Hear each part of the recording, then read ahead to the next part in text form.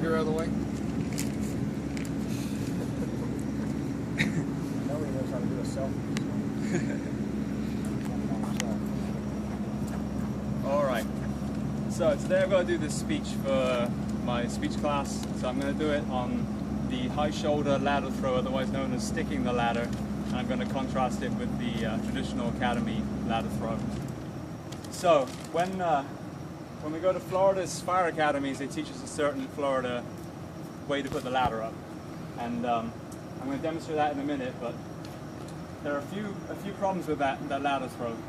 I thought it was fine, but I actually went over to California, worked a few years as a truck company firefighter, and yeah, let's just say I had to learn how to throw ladders again, because when you actually go on the roof in every single fire, you realize that particular throw it works in certain settings, but everything else it doesn't. So firstly on the way that we're taught, the ladder here, say this is the building, we're told to put it flush with the building. Well, there's a few problems we have. Firstly, that involves this whole area here on the approach being completely clear. Okay, now most of you that have been on fires before, you understand that there's going to be hedges, fences, cars, all kinds of barriers. So you're not going to be able to lay it flat down like that. The second thing is you're going to lay it flush with the building and raise it that way. Well, this particular wall will be fine for that, as with the Academy burn tower. But any real house is going to have balconies, overhanging roofs, lighting, a second floor that's going to extend past the first floor. So again, that renders that position impossible as well. The third problem we have with this is once you get it up and you extend the ladder, now you've got to rotate it because they're stuck on doing the fly out method. When you're doing that, you actually have the ladder away from the building and you're rotating a fully extended 24-foot ladder in the wind and spinning it basically on one spur. So again, if you think about it, pretty dangerous, and we've seen a lot of academy recruits almost lose that ladder. So that's the follies of this throw. The high shoulder, which I'm going to demonstrate at the end, basically puts the ladder on your shoulder and you remove any kind of anchor point as far as the building. So now you can actually position it where you want. So I'm going to do it in a minute. This wheelbarrow here, because it's blue, it simulates obviously a police car. So imagine there's a police car in the way, these bollards here or a hedge, so you can't get that traditional ladder in there at all. So I'm going to show you how to put it that way and also demonstrate how you can reposition without killing yourself as well. This way as well, you can basically put it in the middle of a field, you can put it wherever you want. So the overhangs don't matter anymore because you're raising it directly up. You're not relying on any surface to ride up, you're not riding the building. The third thing is the wind. This particular technique, we don't tie off the halyard and we don't rotate the ladder. Those are kind of, in the academy setting, yeah, they're valid because you're teaching people the absolute base-based safety. But in the real world, as I'll show you in a minute, those two things are kind of redundant. Okay, so the third part is the rapid access, which is why those are going to be redundant. You've got someone trapped in a balcony there.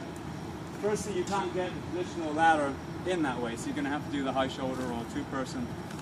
When you get up there, and the person's screaming, the fire's licking at their rear end, they're hanging out the building, barely breathe, and you're there going, hold on a second, let me tie my clove hitch. How do you do the clove hitch again? Realistically, it's just not going to work.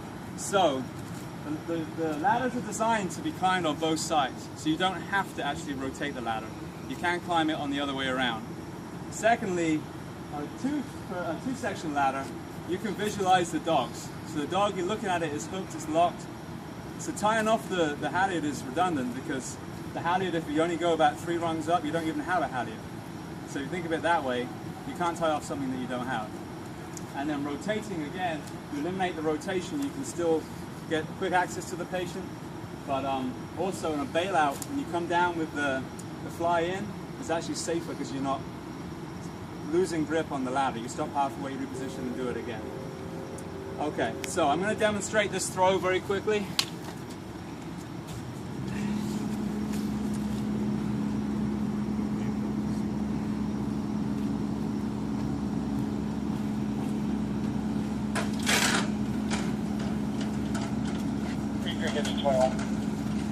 This involves good biomechanics though.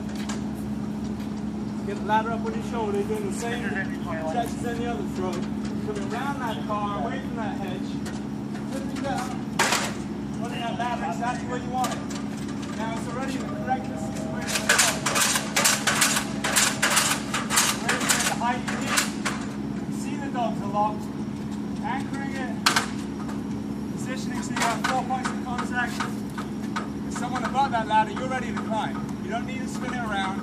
You need to tie it off. You can see it's already safe. You get up there and you get that person. So, to summarize, I know we're almost out of time. That was my visual aid, by the way. The 2 throws are good. It's good to have many more, throws in your toolbox. But this is a far more versatile, far safer way of doing it, or quicker way of doing it, and more realistic in the world where we don't have a huge open area just to do the traditional way. So there you go. They have the high shoulder ladder throw. Thank you. Just pan around again. See all the happy faces in awe. That was extraordinary. Did you see that? I think that's impressive. You're welcome. All right, thank you.